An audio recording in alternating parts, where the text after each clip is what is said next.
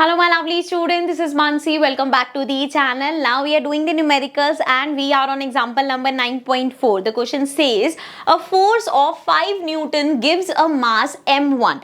So अच्छा पूरा मैं पूरा पढ़ देती हूँ. A force of 5 Newton gives a mass m1 and acceleration of 10 meter per second square and a mass m2 and acceleration of 20 meter पर सेकेंड स्क्वायर. सो वो बोल रहे हैं 5 न्यूटन का फोर्स लग रहा है कि ऐसी चीज पे जिसका मास है m1.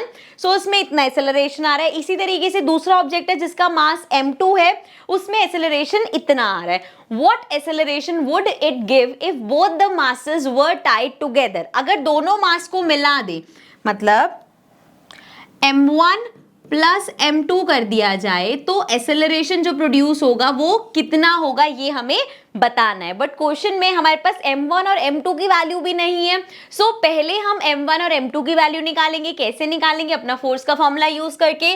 We know that F हमारा होता है m इंटू ए, करेक्ट. सो अगर मुझे यहां से किसी चीज का मास निकालना है तो obviously that will B m हमारा हो जाएगा F अपॉन ए. क्या किया मैंने?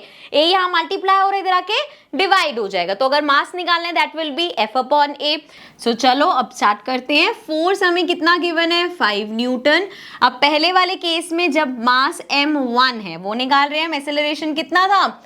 कितना 10 था शायद. हाँ, सो 10 मीटर पर सेकेंड स्क्वायर. ठीक है, इस केस में हम पहले m1 की वैल्यू निकाल रहे हैं. सो m1 हमारा हो जाएगा 5 अपॉन 10. 5 अपॉन 10 मतलब 0.5 हो जाएगा. ठीक है, तो 0.5 kg. एंड देन नेक्स्ट हमारे पास क्या है? अगेन फोर्स तो हमारे पास सेम ही है, विच इज क्या है? 5n. एंड अब हमारे पास मास है m2 एंड एक्सेलरेशन कितना प्रोड्यूस हुआ है? 20.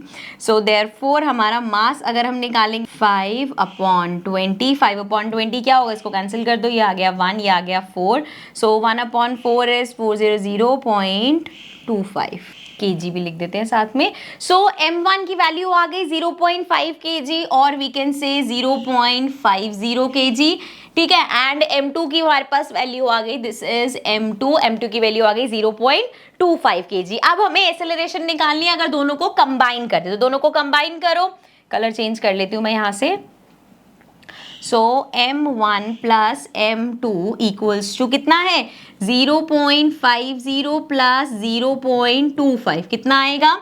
0.75 kg. ठीक है, सो मास दोनों को जब हम टाई अप कर देंगे तो मास कितना है? 0.75 kg. अब इसमें एक्सेलरेशन अगर हमें निकालना है, so again F equals to ma. Force कितना लग रहा है? 5 न्यूटन का. मास अभी हमने देखा 0.75 का देखना है हमें.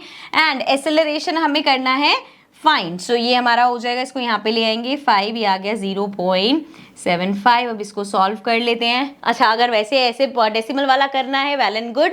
अगर डेसिमल वाले करने में लगता है गलती हो जाती है तो सिंपल लेके चलेंगे. यहाँ पॉइंट हटा दो और इसको 500 बना दो. आई नो देख के लगेगा यार क्यों बेकार में कैलकुलेशन बड़ी करनी, बट कभी कभी डेसिमल में गलत हो जाता है. तो अगर आप थोड़ा सा बड़ा करके करना चाहते हो बट आंसर करेक्ट आता है तो उसमें कोई दिक्कत नहीं है. सो अब इसको 5 के टेबल से कट करना स्टार्ट करते हैं.